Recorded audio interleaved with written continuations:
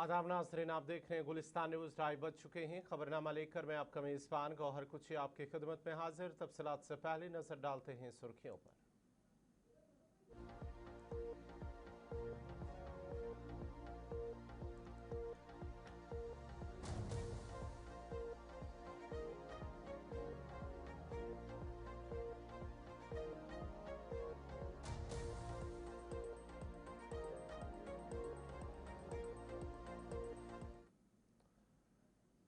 और पेश खबरों की तफसील। सबसे पहले खबर ईरान के हवाले से, जहां पर ईरान के दारुल हुकूमत तेहरान के इमाम खमनाई इंटरनेशनल एयरपोर्ट पर बैनुल-अक़वामी परवाज़ों का दोबारा से आगाज़ हो गया है। बड़ी और अहम खबर आपको बताते चले कि जंग के बाद अब सूरत हाल ईरान के अंदर भी आहिस्ता आहिस्ता मामूल पर आ रही है और इस हालात के पेश नज़र अब इमाम खमनाई इंटरनेशनल एयरपोर्ट पर दोबारा से परवाज़ों को बाकायदा तौर पर दोबारा से उनका आगाज़ कर दिया गया है, जो हालिया तातुल के बाद मामूलात की बहाली की जानिब एक अहम पेशरफ्त करार दी जा रही है। हुकाम के मुताबिक आज पहली परवाज़ों के जरिए मुसाफिर अहम आलमी मकामात जिनमें मदीना, मुस्कत और इस्तांबुल के लिए रवाना हुए। एयरपोर्ट हुकाम का कहना है कि इब्तिदाई मरहले में महदूद परवाज़ें चलाई जा रही हैं, ताब आइंदा चंद रोज़ में परवाज़ों की तादाद में बतदरीज इजाफा किया जाएगा और मजीद बैनुल-अक़वामी रूट्स भी बहाल किए जाएंगे। ये पेशरफ्त न सिर्फ मुसाफिरों बल्कि एविएशन इंडस्ट्री के लिए भी एक मस्बत इशारा है, जो हालिया इलाकाई कशीदगी और ऑपरेशनल मसाइल से मुतासर हुई थी।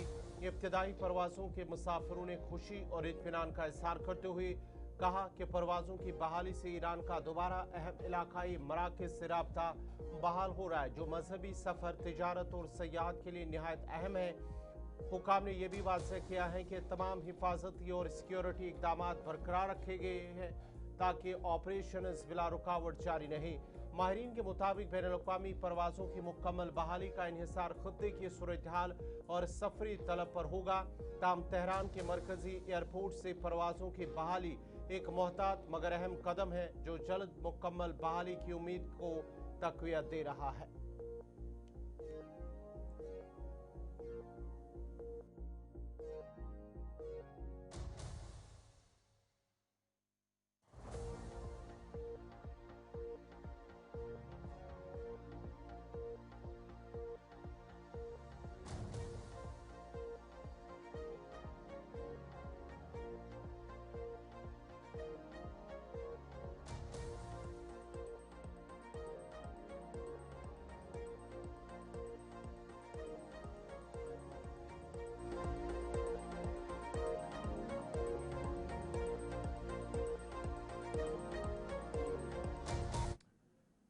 चलिए नाज़रीन, बढ़ते आगे बात अब ज़रा बड़ी और अहम खबर की करते हैं। गजा पट्टी में जारी जो मुश्किल हालात है, उस दरमियान अब एक गैर मामूली इंसानी हमदर्दी के इकदाम के तहत मुत्तहिदा अरब इमारात यानी कि यूएई ने सैकड़ों जोड़ों की इज्तिमाई शादी का एहतमाम किया है। बड़ी और अहम खबर आपको बताते चले कि मुत्तहिदा अरब इमारात ने सैकड़ों जोड़ों की इज्तिमाई शादी का एहतमाम किया है, जिसने मुतासरा खानदानों के लिए उम्मीद और खुशी की नई किरण पैदा कर दी है। इस तकरीब का मकसद उन नौजवान जोड़ों की माली मुश्किलात को कम करना था, जो खराब माशी और सिक्योरिटी सूरत हाल के बाइस अपनी अज़वाज जिंदगी का आगाज नहीं कर पा रही थी। मुत्तहिदा अरब इमारात की फलाही तंजीमों के ताउन से मुनक्कदा इस तकरीब में दुल्हनों और दुल्हों ने एक साथ शादी की खुशियां मनाई, जो मुश्किलात के बावजूद इत्तेहाद और हौसले की अलामत बन गई। मुंतज़मीन की जानिब से शादी के तमाम बुनियादी इंतजामात, जिनमें मकाम, मलबूसात और घरेलू ज़रूरियात फराहम की गई हैं, ताकि ये जोड़े बाइज़्ज़त तरीके से अपनी नई जिंदगी शुरू कर सके। यूएई हुकाम का कहना है कि इक़दाम फ़लस्तीनी अवाम की मदद के लिए जारी वसीतर इंसानी हमदर्दी प्रोग्राम का हिस्सा है, जिसके तहत गजा के मुतासरीन को मुसलसल सहारा फराहम किया जा रहा है। ये इज्तिमाई शादी न सिर्फ खुशियों का पैगाम लेकर आई, बल्कि इसने दुनिया को ये भी दिखाया कि मुश्किल तरीन हालात में भी इंसानियत और यकजहती जिंदा है।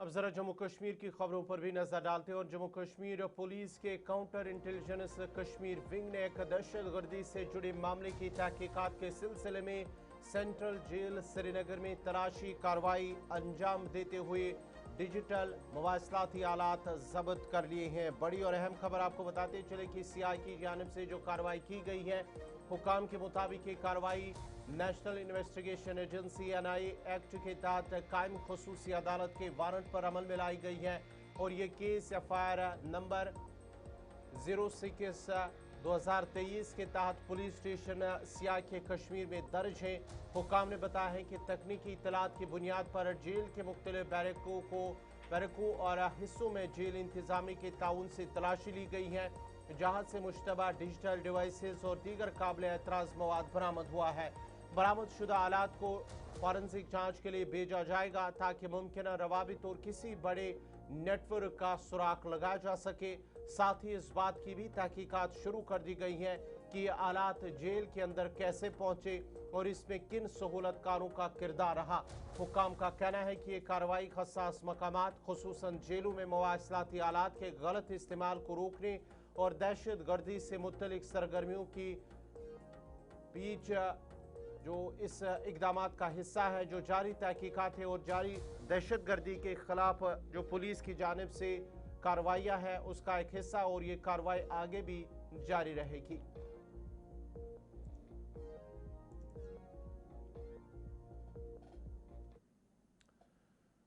मंशियात के खिलाफ श्रीनगर पुलिस की एक बड़ी कार्रवाई अमल में लाई गई है, जहां पर आज पुलिस ने मंशियात के खिलाफ जारी मुहिम को मजीद तेज करते हुए NDPS एक्ट के तहत बड़ी कार्रवाई अंजाम दी है। पुलिस ने FIR नंबर 56/2025 के तहत तकरीबन 3.5 करोड़ रुपए मालियत की गैर मनकूला जायदाद जब्त कर ली है, जिसमें नूरबाग श्रीनगर में वाक़ा 2 मंजिला रिहायशी मकानात और अराजी शामिल है। पुलिस के मुताबिक ये जायदाद मंशियात की गैर कानूनी तिजारत से हासिल की गई थी और ये कार्रवाई NDPS एक्ट की दफ़ा 68 के तहत अमल में लाई गई है। हुकाम का कहना है कि इकदाम नशा मुक्त जम्मू कश्मीर मुहिम का हिस्सा है, जिसका मकसद मंशियात के नेटवर्क को जड़ से ख़त्म करना, गैर कानूनी असासों को निशाना बनाना और मुलविस अफराद के खिलाफ सख्त कार्रवाई के जरिए दूसरों के लिए इबरत कायम करना है।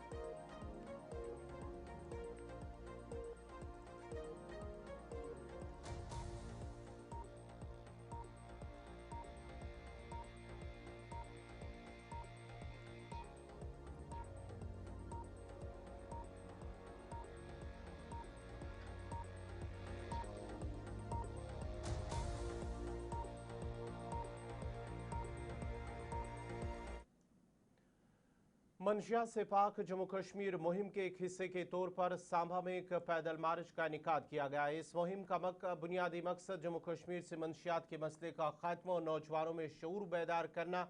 लेफ्टिनेंट गवर्नर मनोज सिन्हा ने तकरीब में मेहमान खुसूसी के तौर पर शिरकत की और सांबा के मंडी ग्राउंड में जम्मू कश्मीर को मंशियात से पाक बनाने का अहद लिया और वहाँ मौजूद लोगों से ये अहद भी लिया है। इसके बाद उन्होंने बाइक रैली को झंडी दिखाकर पैदल मार्च में भी हिस्सा लिया। इस तकरीब के दौरान मकामी बाशिंदों ने पुरजोश अंदाज में इस इकदाम का खैर मकदम किया। मनोज सिन्हा ने अपने खिताब में कहा है कि ये 100 रोज़ा खुसूसी मुहिम है, जिसमें जम्मू कश्मीर को मंशियात से पाक बनाने और एक नई मजबूत रियासत बनाने का अहद किया गया है। उन्होंने बताया है कि हाल ही में मंशियात फरोशों के खिलाफ सख्त कार्रवाई की गई है, जिसके नतीजे में तकरीबन 90 मुकदमात का इंदराज और 125 स्मगलरों को गिरफ्तार किया गया। उन्होंने ये भी कहा है कि पुलिस इंतजामिया मुहिम जारी रखे हुए हैं और बाकी मंशियात फरोशों को भी जल्द पकड़ लिया जाएगा।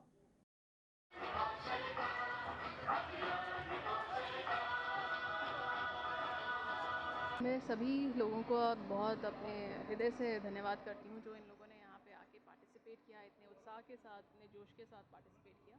पर ये हम शुरुआत है। बीते 15 दिनों में जनमानस में मैंने जो क्रांति देखी है वो किसी चमत्कार से कम नहीं है। यह परिवर्तन ऊपर से थोपा हुआ परिवर्तन नहीं है, बल्कि जमीन से उठा हुआ परिवर्तन है। और मैं जोर देकर इस बात को कहना चाहता हूँ, यह किसी सरकारी आदेश का परिणाम भी नहीं है। बल्कि एक जागरूक समाज की सामूहिक चेतना का प्रतिफल है।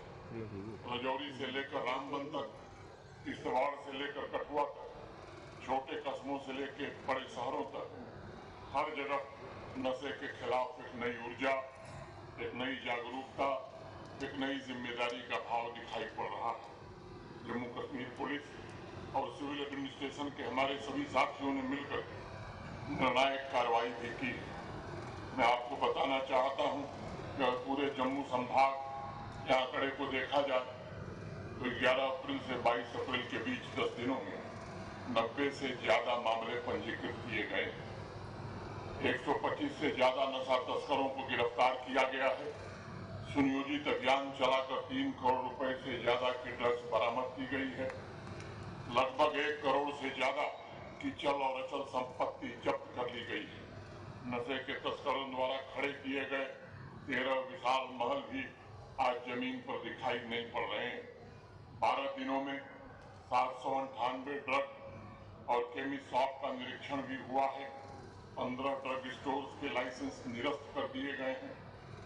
354 ड्रग यूजर्स की पहचान की गई है और उनमें से 323 ड्रग यूजर्स को डी एडिक्शन और रिहेबिलिटेशन सेंटर भेजा जा चुका है। मैं सभी लोगों को बहुत अपने हृदय से धन्यवाद करती हूँ जो इन लोगों ने यहाँ पे आके पार्टिसिपेट किया, इतने उत्साह के साथ, इतने जोश के साथ पार्टिसिपेट किया। पर ये हम शुरुआत है।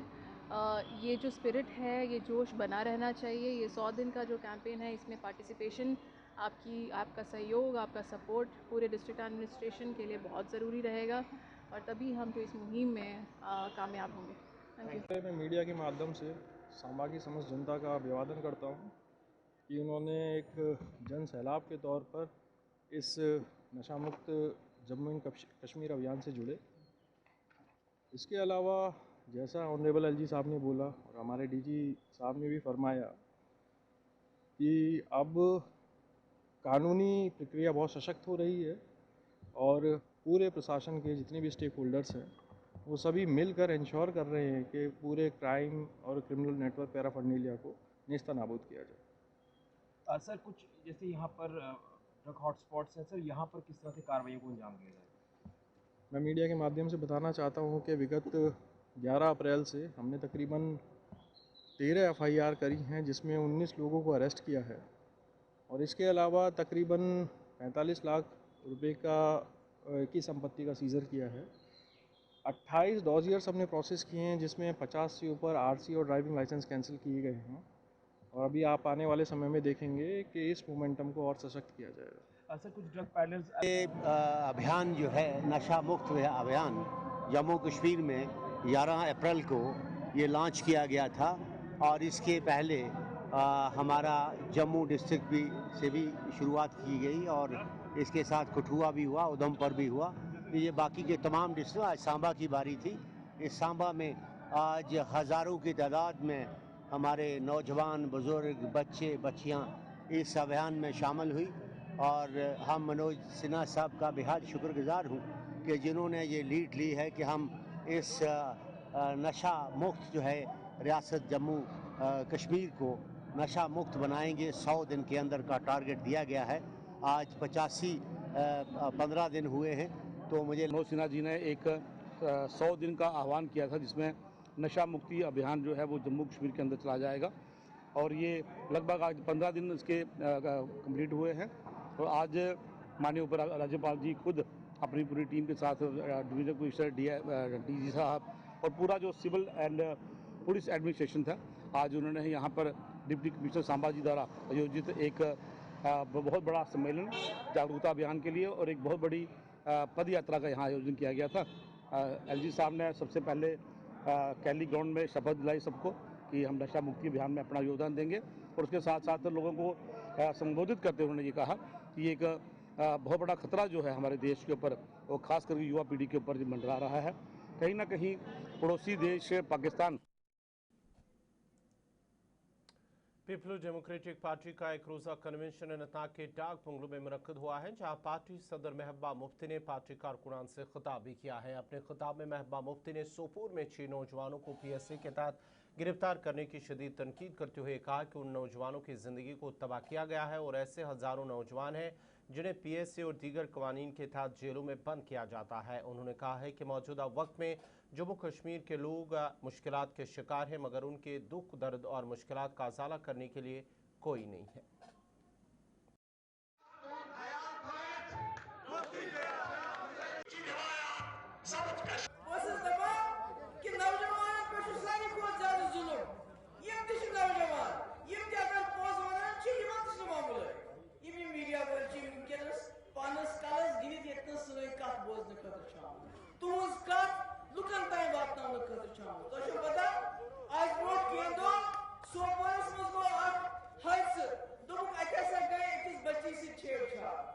नौजवान जोश सड़कन पे ड्राई ये कि वो कोर पथरा बुचस पथरा वसे बुचस तोड़ फोड़ से मगर शन नौजवान ना PSA ला तो सोचो ये साथ अमिस नौजवानस FIR छिवन दर्ज करना ये सुन कुने लायक रोजा एमिश पासपोर्ट ऐसे नौकरी ऐसे प्रत कुन मज लगन बे मे गयो यार ये म्योन वक्त दोस लुको तुझे तबरे लुको तुझे कन्या लुको तुझे नार ज़ैले लुश वना थान ज़ैले आर्मी के मन को हमले कदल फुट रहे क्यों हमलो करो कि और चले एक्टर क्लास कहीं चले बेकर क्लास नार ईमान देने बेकर क्लास मकसद बावजूद बात हुआ यार ताकि आईना कोई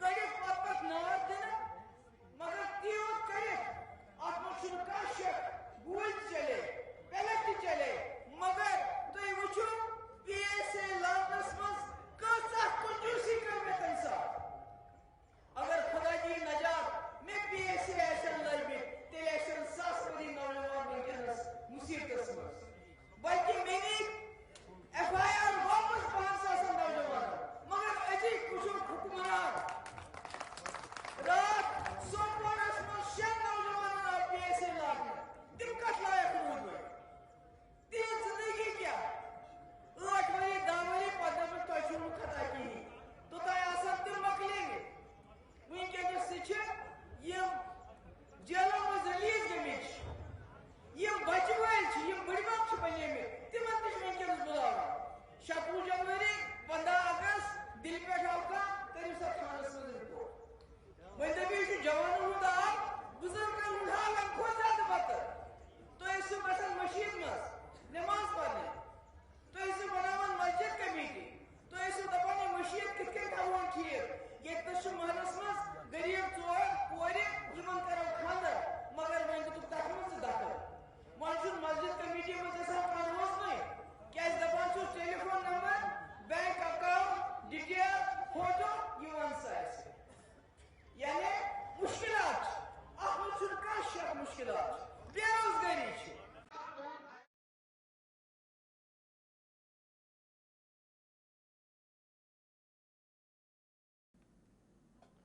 श्रीनगर में भारतीय जनता पार्टी महिला मोर्चा जम्मू कश्मीर यूनिट की जानिब से इंटरनेशनल कांग्रेस के खिलाफ आज एक एहतजाजी मार्च निकाला गया है। यह एहतजाज प्रताप पार्क से शुरू हुआ, जहां महिला मोर्चा की कारकुनान बड़ी तादाद में जमा हुई। मुजाहिरीन ने हाथों में प्ले कार्ड्स उठाए रखे थे और नारेबाजी करते हुए शहर की मुख्तलिफ सड़कों से होते हुए कांग्रेस दफ्तर की जानिब पेशकदमी की है। ताहम पुलिस की जानिब से उन्हें कांग्रेस दफ्तर के करीब जाने की इजाज़त नहीं दी गई है। एहतजाज में खवातीन कारकुनान और मकामी रहनुमाओं ने भरपूर शिरकत की और मार्च के दौरान कांग्रेस को मुख्तलिफ मसाइल पर शदीद तनकीद का निशाना बनाया।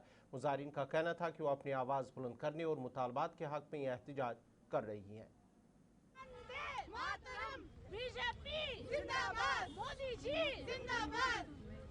हो जाएगा जब नारी शक्ति अपना हक मांगती है तो उनको पार्लियामेंट और असेंबली में जाने से रोका जाता है। जब नारी शक्ति कहीं जाना चाहती है, अपना मार्च करना चाहती है, उनको वहां रोका जाता है।